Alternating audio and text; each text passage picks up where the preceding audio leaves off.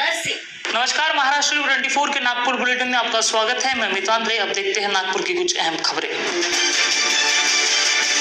बिना अनुदानित वरिष्ठ महाविद्यालय प्राध्यापक और कर्मचारी संगठन की ओर से पिछले 19 दिनों से नागपुर के संविधान चौक पर आंदोलन किया जा रहा है, मगर इनकी सुध लेने वाला कोई नहीं। प्राध्यापकों की हालत खराब है, उन्हें ना तो ठीक से रोजगार है, ना ही तनख्वाह। घर चलाना और बच्चों को पालना मुश्किल हो रहा है। उनके बच्चों तक को फीस न देने की वजह से स्कूल से निकाला जा रहा है, यह कहना है आंदोलनकर्ताओं का। उनसे बात की हमारे संवाददाता प्रकाश शुंकलवार ने।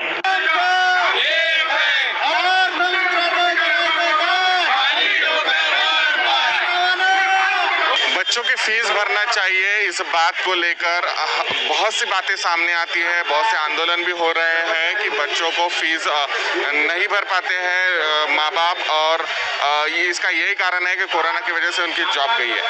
मगर ये सभी का यही कारण होते हुए भी हमारे साथ कुछ शिक्षक है, जो टीचर पेशा से ताल्लुक़ रखते हैं, वो इसलिए आंदोलन पर बैठे हैं क्योंकि उनके स्कूल को जो है अनुदान नहीं मिला है। उनका जो अनुदान से बाहर है उनके स्कूल, जिस वजह से उन्हें घर चलाने की तकलीफ हो रही है और काफ़ी तकलीफ भी हो रही है। हमसे बात करेंगे कि मुझे बताइए कि आपने कहा कि जो है स्कूलों का अनुदान नहीं दिया जा रहा है, महाविद्यालयों का अनुदान नहीं दिया जा रहा है, जिस वजह से आपको बहुत सी परेशानियां हो रही है।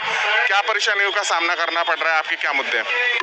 एक तो 2000 से सरकार ने जो अनुदान प्रक्रिया बंद की है उसको रद्द करते हुए जल्द से जल्द हमारे जो महाविद्यालय महाराष्ट्र में कायम इनाम के संदर्भ में ऐसे कई कॉलेज है जहाँ पे पढ़े लिखे लोग हैं, PhD है, डॉक्टर है, नेट सेट है और 20-20 साल से नौकरियां कर रहे हैं, लेकिन आज भी सरकार अनुदान देने के मानसिकता में नहीं है।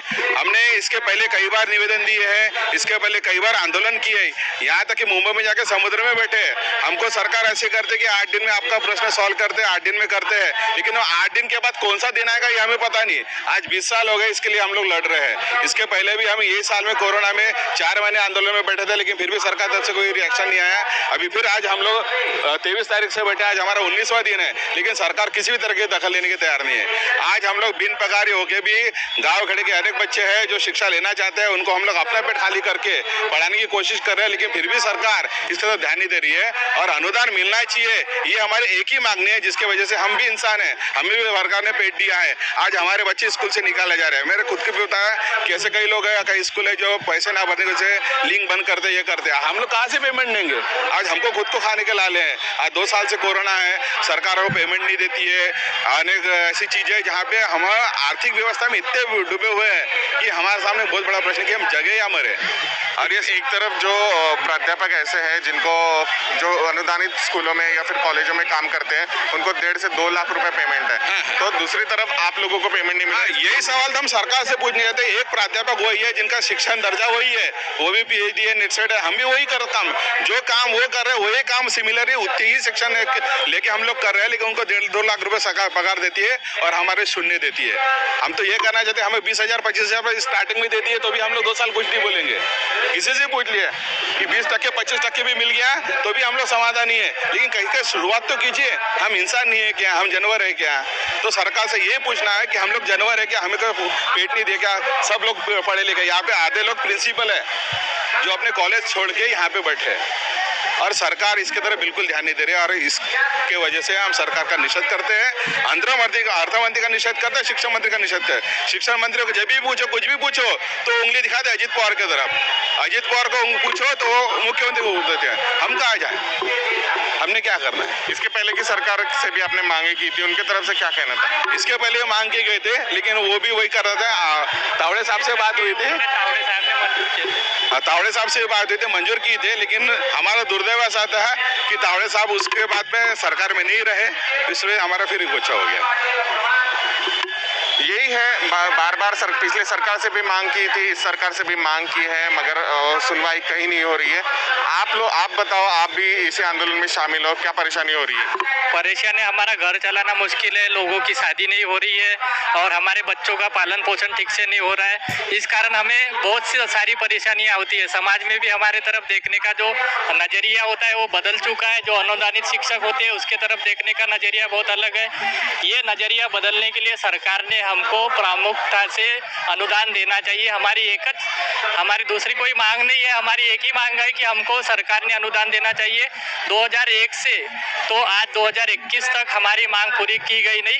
पिछले साल में शिक्षा मंत्री थे, बाकी जो आमदार थे, शिक्षक आमदार, इनके साथ बैठक भी हुई है। उन्होंने 8 दिन में हमारा जो प्रश्न है वो छुड़ा देंगे ऐसा बोला था, लेकिन आज 11 महीने हो गए, हमारा वो उदय सामंत जी ने हमारा प्रश्न की तरफ ध्यान नहीं दिया है। अभी पिछले बार मिले तो बस तुम्हारा प्रश्न ही सॉल्व नहीं हो सकता, ये कैसी मांग है? हम जो अनुदानित महाविद्यालय है उसमें हमारे से भी कम विद्यार्थी शिक्षा लेते हैं और हमारे कॉलेज में से आधे से ज़्यादा जो विद्यार्थी है वो शिक्षा लेते हैं, फिर भी हम पढ़ा रहे हैं। अगर सरकार ने हमारे तरफ ध्यान नहीं दिया तो आने वाले 15 दिन में जो हमारे महाविद्यालय है वहाँ पे हम किसी भी विद्यार्थियों को एडमिशन नहीं देंगे।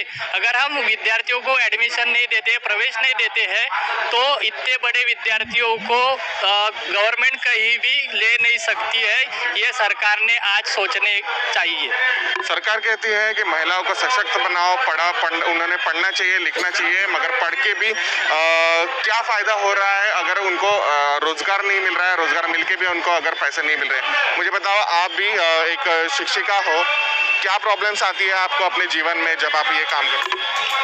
हमें तो आर्थिक बहुत समस्या हो रही है। आर्थिक विषमता सरकार ने यहाँ पे डाली है जो संविधान के सख्त खिलाफ है और ये सरकार को बिल्कुल शोभा नहीं देता।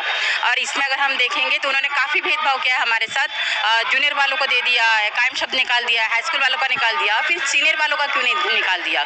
जबकि आप देखेंगे ना तो यहाँ MA, BEd, net, PhD set करने को काफ़ी समय लगता है। पूरी अपनी ज़िंदगी के 30-35 साल लगाते हैं, उसके बाद उनको क्या मिल रहा है? अगर हमारे समाज में अगर मैं कंपेयर करूँ तो आज 9 अगस्त है और 9 अगस्त के दिन अपने भारत में कितनी बड़ी क्रांति हुई थी और वो गांधी जी उसकी एक मिसाल बन चुके थे। लेकिन आज हम देखते हैं कि आज भी 9 अगस्त है, हम अंग्रेजों का अगर काल लें तो आज हमें शर्म महसूस होती है कि हम आज़ाद भारत में हैं। तो हमारे लिए शर्म की बात किसने सामने ली? सरकार ने। तो हम सरकार से ये दरखास्त करते हैं कि किसी भी तरह से अभी जितनी गलतियाँ की है, लेकिन हमारे साथ अगर आप देखेंगे तो बाजू में रिटायर्ड के एज के लोग यहाँ पे बैठे हैं, PhD किए हुए लोग बैठे हैं, लेकिन उनको 1 रुपया भी नहीं मिलता है। कोरोना की पीरियड में सरकार बोलता है कि महिलाओं ने सीखना चाहिए, पढ़ना चाहिए, मगर अगर उनको रोजगार और यही नहीं मिल रहा है तो उसका क्या फायदा? आपको क्या लगता है? अगर सरकार सिर्फ बोलने पे रहती है तो सरकार ने करने की भी कुछ कोशिश करनी चाहिए। सरकार के हिसाब से तो लड़कियां पढ़ रही है, औरतें पढ़ रही है, सब कुछ आगे कर रही है, लेकिन अगर उसके पास आर्थिक ही कोई सुविधा नहीं है तो कैसे कर पाएंगे? घर कैसे चला पाएंगे? आज यहाँ पे लोग आ रहे हैं, उनको कितनी समस्या है उनको पता है। आज अगर सरकार बिना पगार के सब बढ़ा रहे हैं, आपने देखा कि पेट्रोल बढ़ा रही है, हर चीज़ बढ़ा रही है, लेकिन इनका वेतन बढ़ा रही क्या? 1 रुपये भी देती क्या गवर्नमेंट अपनी इससे? तो ये हमारे लिए एक बहुत ही काला दिन वाली बात हमें लगती है। तो 9 अगस्त को हम इसीलिए यहाँ इकट्ठा हुए कि सरकार को हम एहसास करा दें कि आज हमारे साथ इन्होंने कितना बड़ा अन्याय किया है।